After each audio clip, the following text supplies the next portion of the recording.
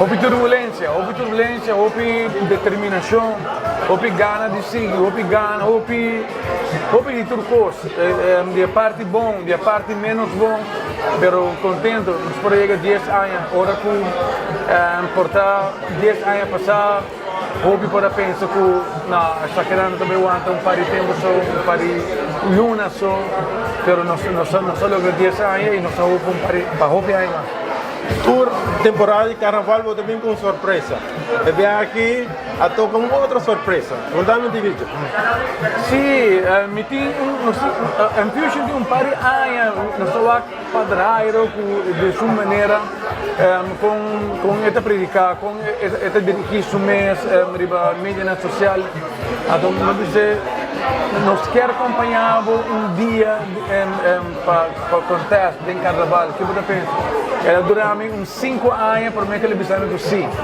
Então, agora que nós temos o honor de ter pastor Jairo como para o primeiro viagem, pastor que vai estar competindo em Calypso e outros mais cantantes. Quantos participantes em total é banda do Baitin? Nós temos 5 cantantes, de lo qual está em total 7 canticas. Nós temos The Commissioner, nós temos Pastor Jairo, nós temos Sossi, Nigel Hook, que ajuda pessoa que está mais hopi e chegar mesmo na nós que está o senhor Chucho Hook, em paz descanse.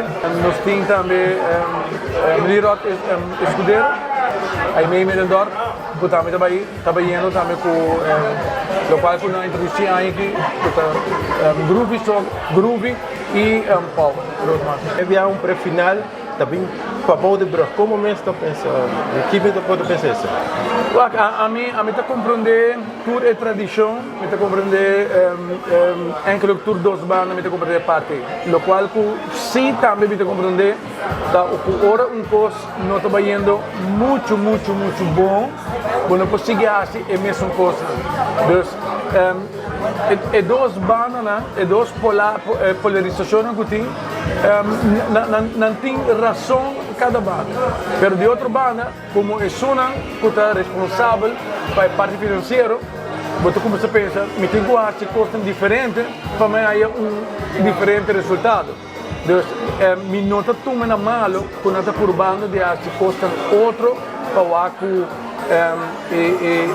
dar por começar a comer bom, então começa a vir a carreira. Então, me está como de parte.